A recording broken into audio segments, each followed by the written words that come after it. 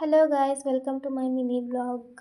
ಎಲ್ಲರೂ ಹೇಗಿದ್ದೀರಾ? ಎಲ್ಲರೂ ಚೆನ್ನಾಗಿದ್ದೀರಾ ಅಂದ್ಕೊಂಡಿದ್ದೀನಿ. ಇವಾಗ ಬೆಳಗ್ಗೆ ಎದ್ದು ವಿಡಿಯೋ ಮಾಡೋಕ್ಕೆ ಸ್ಟಾರ್ಟ್ ಮಾಡಿದೆ. ಸ್ವಲ್ಪ ಫ್ರೆಶ್ ಅಪ್ ಆಗಬೇಕಾಗಿತ್ತು. ಫ್ರೆಶ್ ಅಪ್ ಆಗಿ ಬಂದೆ. ಇವಾಗ ಸ್ವಲ್ಪ ಪಾತ್ರೆಗಳಿದ್ದಾವೆ, ಪಾತ್ರೆಗಳು ತೊಳಿಬೇಕು. ನಾನು ನೈಟೇ ತೊಳೆದಿಟ್ಟಿರ್ತೀನಿ ಪಾತ್ರೆಗಳನ್ನ. ಸ್ವಲ್ಪ ಅಷ್ಟೇ ಇರ್ತಾವೆ ಬೆಳಗ್ಗೆಗೆ, ಅವನ್ನ ತೊಳಿಬೇಕಂತ ಅಡುಗೆ ಮನೆಗೆ ಬಂದೆ. ಪಾತ್ರೆ ತೊಳಿತಾ ನಾಳೆ ನಮ್ಮ ಏರಿಯಾದಲ್ಲಿ ಜಾತ್ರೆ, ರಥಸಪ್ತಮಿ ಅಂತ 12 ಏನೋ 15 ದೇವ್ರುಗಳು ಬಂದಿರ್ತವೆ. ರಥದಲ್ಲಿರ್ತವೆ ಎಲ್ಲ ದೇವ್ರುಗಳು, ಅದಕ್ಕೆ ರಥಸಪ್ತಮಿ ಅಂತಾರೆ. ನಾಳೆ ಇರೋದು. ಇವಾಗ ಸ್ವಲ್ಪ ಪಾತ್ರೆಗಳನ್ನ ತೊಳ್ಕೊಂಡಾದ್ಮೇಲೆ ನಮ್ಮ ತಂಗಿ ಫೋನ್ ಮಾಡಿದ್ಲು, ಮನೆಗೆ ಬಾ ಅಂತ. ಅವಳು ಕರೆದ್ಲು ಅಂತ ಮನೆಗೆ ಹೋಗ್ತಿದ್ದೆ. ಅವಾಗ ಸ್ವಲ್ಪ ವಿಡಿಯೋ ಮಾಡಿಕೊಂಡೆ. ಹೋಗ್ತಾಯಿದ್ದೆ. ನಾಳೆ ಜಾತ್ರೆ ಇರೋದ್ರಿಂದ ಹೂವು ಮಾರ್ತಾರೆ, ಹೂವು ಇಸ್ಕೊಬರಕ್ಕಂತ ಹೋಗ್ತಾಯಿದ್ದೆ ಅವ್ರ ಮನೆಗೆ. ಹೋದೆ. ಹೂವು ಸೊಪ್ಪು ಮಾರ್ತಾರೆ ಅವರು. ಹೋದೆ, ನಮ್ಮ ತಂಗಿ ಇದ್ಲು, ಅವಳೇ ಬಾಗಿಲು ತೆಗೆದ್ಲು. ಹೋದ್ವಿ ಒಳಗಡೆ.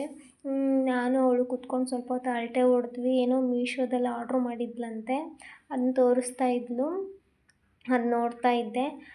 ಹಂಗೆ ಸ್ವಲ್ಪ ಹೊತ್ತು ಕುತ್ಕೊಂಡು ಅಳತೆ ಹೊಡೆದು, ಹೂವಿದ್ದಾವೆ ಕಟ್ಟೋವಿದ್ದಾವೆ ಹೂವುಗಳು ಅಂದ್ಲು. ಕಟ್ತಾ ಇದ್ಲು. ನಾನು ಕುತ್ಕೊಂಡು ಅಳತೆ ಹೊಡಿತಾ ಇದ್ದೆ. ಸುಮ್ಮನೆ ಕುತ್ಕೊಂಡು ಮಾತಾಡಿತಾ ಇದ್ವಿ ಇಬ್ಬರು.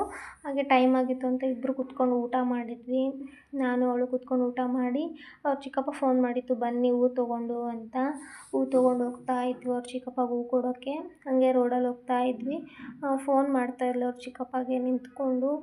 ಹಂಗೆ ಹೂವು ತೊಗೊಳೋರು ಯಾರೋ ಬಂದರು. ಅವ್ರ ಚಿಕ್ಕಪ್ಪನೂ ಬಂತು.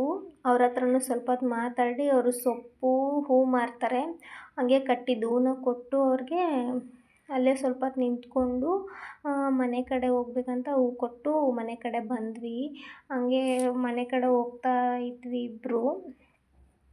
ಅವ್ರ ಚಿಕ್ಕಪ್ಪನೂ ಸ್ವಲ್ಪ ಹೊತ್ತು ಮಾತಾಡಿಸಿದ್ದು, ಅಲ್ಲೇ ನಿಂತ್ಕೊಂಡ್ವಿ. ಇವಾಗ ಮನೆ ಕಡೆ ಬಂದ್ವಿ. ಅವಳು ಹೋದ್ಲು ನಮ್ಮ ಏರಿಯಾ ಕಡೆಯಿಂದನೇ ಹೋಗ್ಬೇಕು ಅವ್ರ ಮನೆಗೆ. ಹೋದ್ಲು ಅವಳು. ನಾನು ನಮ್ಮ ಮನೆ ಕಡೆ ಬಂದೆ. ಇಷ್ಟೇ ಗೈಸ್. ಇಷ್ಟ ಆದರೆ ಲೈಕ್ ಮಾಡಿ, ಶೇರ್ ಮಾಡಿ, ಕಮೆಂಟ್ ಮಾಡಿ.